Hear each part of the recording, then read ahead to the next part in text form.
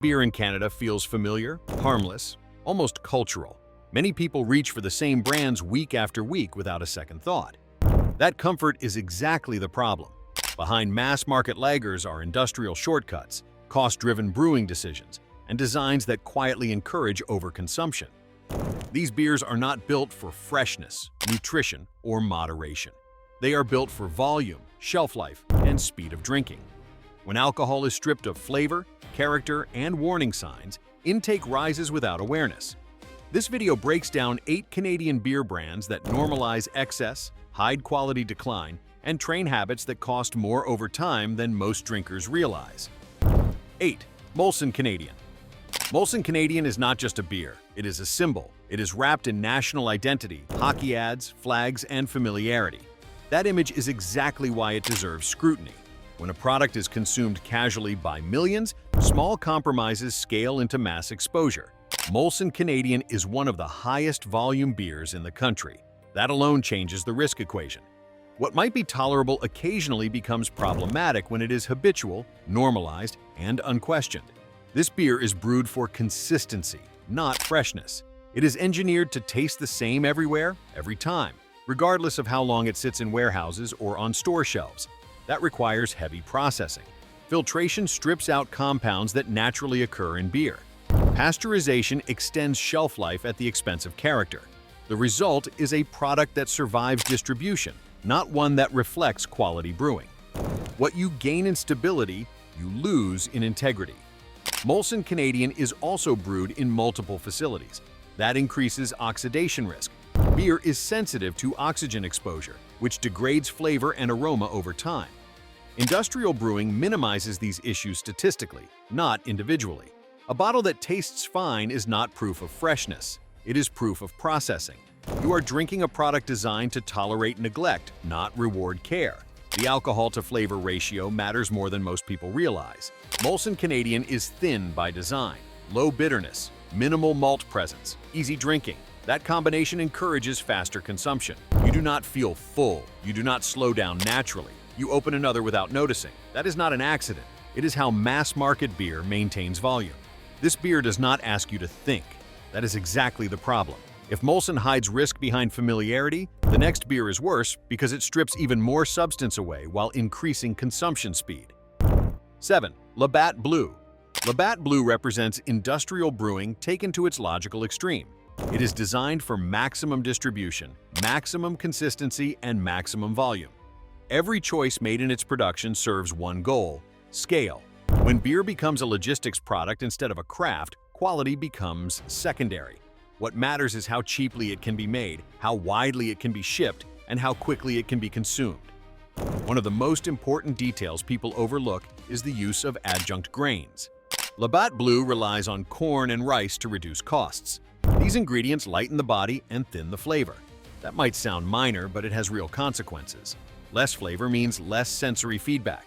You drink faster because there is nothing slowing you down. The beer goes down easily, and that ease is the trap. Thin body also means reduced satiety. Your stomach does not register fullness the way it would with a more substantial beer. Alcohol enters the bloodstream without resistance. Calories accumulate without satisfaction. This is how people drink more than intended without realizing it. Labatt Blue does not demand attention. It disappears while you consume it. Labatt is owned by a multinational corporation whose business model depends on volume growth. Health is not part of that equation. Responsibility messaging exists, but the product itself is engineered for repeat use. Long shelf life means extended storage. Heavy filtration means stripped character. Aggressive carbonation masks flatness and age. These are not flaws, they are design choices. Alcohol consumed without friction is alcohol consumed in excess. That is the real risk. Labatt Blue does not feel heavy. It does not feel strong. It feels empty. That emptiness invites repetition. 1 becomes 3. 3 becomes 6. Not because you planned to, but because nothing told you to stop. The calories add up. The dehydration compounds. Sleep quality drops. Liver workload increases. None of this triggers alarm because the beer feels benign. That is the most dangerous trait a product can have. The core concern with Labatt Blue is silent overuse. Cheap inputs enable high margins. High margins fund wider distribution. Wider distribution normalizes behavior that would feel excessive with a stronger, fuller beer. You are not drinking for enjoyment. You are drinking because the product disappears as you consume it. Labatt Blue does not harm you by force. It harms you by design. If Labatt trains your body to drink without noticing, the next brand pushes this strategy further by removing even more resistance entirely. 6. Budweiser, Canadian production. Budweiser is often mistaken for a premium beer because of its history, branding, and price positioning. In reality, it is neither craft nor premium. It is optimized alcohol delivery. In Canada, Budweiser is brewed under license using the same industrial model applied worldwide. That model prioritizes speed, consistency, and cost efficiency, not brewing integrity. What you are drinking is not tradition, it is a formula. One of the most important compromises is the use of rice adjuncts. Rice replaces a significant portion of barley malt. This reduces cost and lightens the body, but it also strips flavor, texture, and nutritional complexity. Barley malt contains compounds that slow drinking and provide fullness. Rice does the opposite. It makes beer thinner, easier to consume, and faster to absorb. That is not accidental. It is functional. Aggressive carbonation is used to mask this thinness. Carbonation provides the illusion of crispness while hiding the absence of substance. It creates bite without body. That sensation tricks the palate into perceiving freshness and quality where very little exists. Once the carbonation dissipates, there is almost nothing underneath. The beer disappears, and with it goes any natural cue to slow down. Budweiser's alcohol content is delivered efficiently because there is minimal resistance. There is no bitterness to pause you, no malt sweetness to satisfy you, no complexity to linger on. Each sip clears the palate instantly, inviting the next. Alcohol enters the bloodstream quickly, often faster than the drinker realizes. That gap between consumption and perception is where overuse begins. Marketing fills the void left by the product. Budweiser sells identity, heritage, sports, national pride. Those associations are powerful enough to override scrutiny. People defend the brand emotionally without examining the liquid itself. The beer becomes secondary to the image. When branding becomes stronger than product integrity, the consumer loses leverage. Budweiser does not encourage appreciation. It encourages repetition. That repetition is profitable. For the drinker, it is quietly corrosive. If Budweiser hides its emptiness behind branding, the next beer is worse because it trains you to drink even more without noticing. 5. Coors Light. Coors Light is often chosen because it feels safer, lighter, cleaner, less impactful. That perception is the danger. Light does not mean low impact, it means low resistance. Coors Light is engineered to remove almost every natural signal that tells your body to slow down. What remains is alcohol delivery wrapped in reassurance. Flavor is intentionally minimal. Bitterness is muted. Malt presence is nearly absent. There is nothing to anchor the palate. Without flavor weight, the brain does not register consumption the same way. You drink faster because there is no sensory friction. This is why people routinely consume more light beer than regular beer without feeling the difference until later. The dehydration effect is amplified. Alcohol itself is dehydrating, but Coors Light compounds this with low mineral content. There is little left in the beer that contributes to balance or retention. Water passes through quickly. Alcohol does not. The result is dehydration without satiety. Thirst increases, and people drink more beer to compensate, not realizing they are deepening the cycle. Because it feels lighter, Coors Light is often consumed in larger quantities. The cans are cold. The taste is neutral. The body does not push back. 6 becomes 8. 8 becomes 10. Not because the drinker intends excess, but because nothing in the beer signals caution. That is not a coincidence. It is design. The brewing process further strips character. Heavy filtration removes proteins, oils, and compounds that give beer identity. What remains is alcohol, carbonation, and water. This makes the product stable, shelf-friendly, and easy to distribute. It also makes it forgettable. Forgettable products are dangerous when they contain alcohol. The core concern with Coors Light is behavioral training. It teaches drinkers that alcohol can be consumed without consequence. It normalizes volume over intention. When people associate lightness with safety, they lower their guard. The product exploits that assumption. Light beer does not reduce harm. It redistributes it across more units, more nights, more years. If Coors Light teaches your body to ignore alcohol's impact, the next brands remove even the illusion of moderation entirely. 4. Sleeman Original Draft. Sleeman Original Draft is positioned as a bridge between craft credibility and mass-market convenience. That positioning is precisely what makes it risky. It markets itself on heritage, tradition, and Canadian brewing identity. Yet the beer itself is produced using modern industrial shortcuts designed to maximize shelf life and minimize cost. What you taste is not craftsmanship. It is consistently engineered to feel familiar. Pasteurization is central to this process. While pasteurization improves stability and distribution range, it also degrades freshness. Heat treatment dulls volatile aroma compounds and flattens malt character. What remains is a smooth, neutral profile that feels easy to drink but lacks depth. That smoothness is not the result of quality ingredients. It is the result of processing. Heavy filtration compounds this effect. Filtration strips proteins and natural compounds that contribute to body and satiety. Without those elements, the beer becomes thinner and less filling. Thin beer moves faster. It encourages additional consumption because the body does not register fullness or satisfaction. The drinker feels comfortable drinking more without realizing why. Storage time matters more than most consumers understand. Sleeman Original Draft is often stored for extended periods before consumption, particularly outside major urban centers. Beer is not wine. It does not improve with age. Oxidation during storage dulls flavor further, leaving behind a generic sweetness and muted bitterness. What people interpret as smoothness is often staleness masked by processing. The brand's greatest strength is familiarity. Familiarity lowers scrutiny. When a beer tastes the same every time, consumers stop evaluating it. Drinking becomes habitual rather than intentional. Habitual drinking is rarely moderate. It is repetitive. The beer does not demand attention.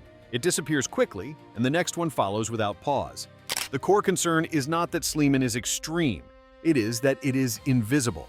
Industrial shortcuts are hidden behind heritage language. Consumers believe they are choosing tradition when they are actually consuming a highly processed product optimized for predictability. Predictability benefits the producer. For the drinker, it removes cues that encourage moderation. Sleeman Original Draft does not challenge consumption. It facilitates it. That is what makes it dangerous.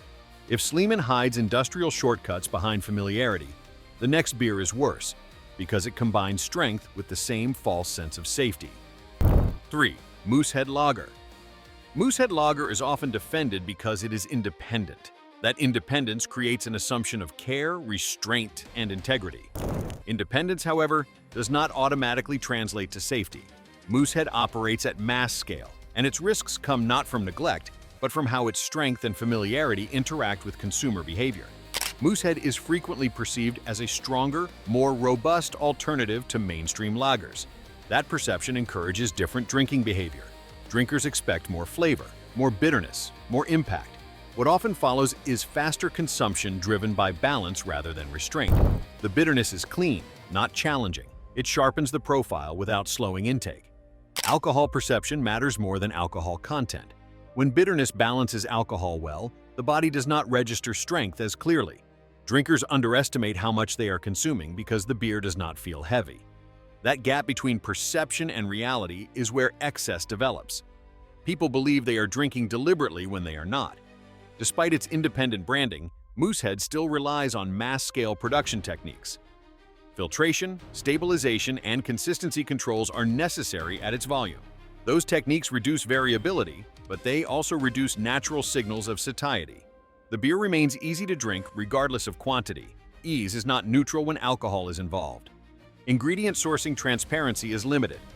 While the brand emphasizes Canadian identity, consumers are given little information about sourcing standards, agricultural inputs, or processing thresholds. That opacity matters.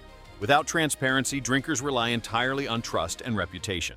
Reputation does not regulate alcohol intake. Because Moosehead is perceived as higher quality, drinkers may justify consumption more easily. They frame it as preference rather than habit. That psychological framing reduces self-regulation.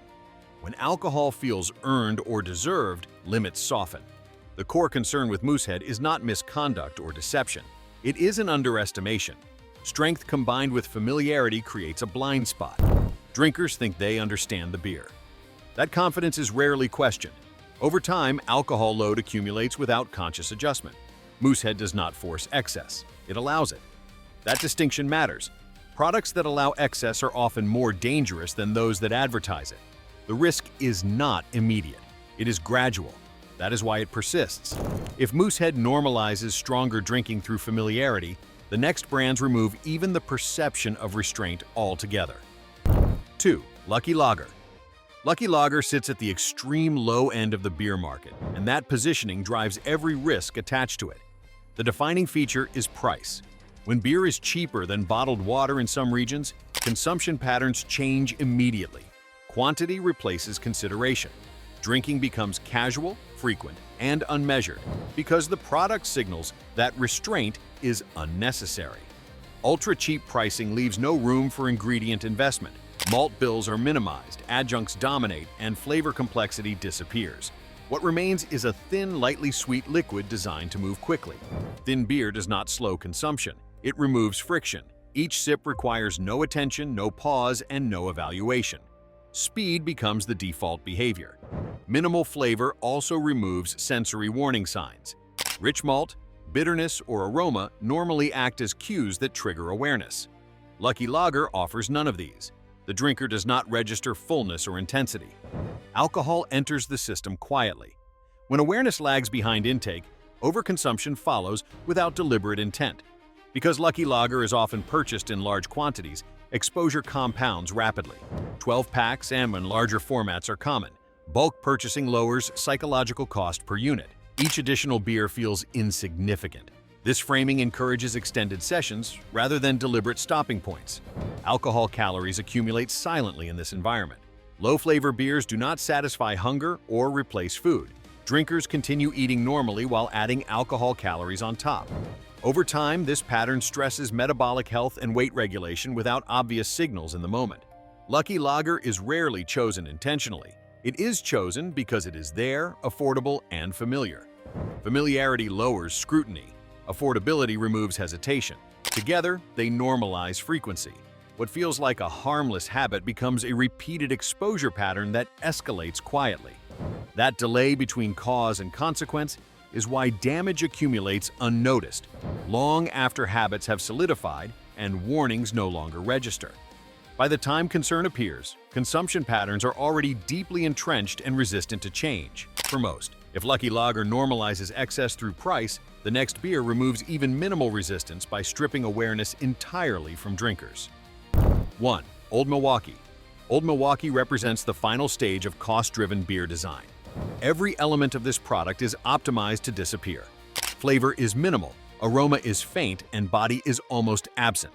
The beer does not ask to be tasted, it asks to be swallowed. That design choice has serious consequences. Thin body removes natural pacing. Without malt structure or bitterness to slow intake, the drinker consumes quickly. The beer provides no sensory friction. Each sip feels the same as the last, creating a loop that encourages continuous drinking without pause. When nothing changes, awareness fades.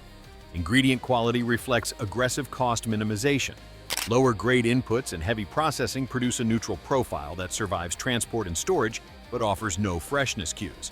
Oxidation is harder to detect because there is little flavor to lose.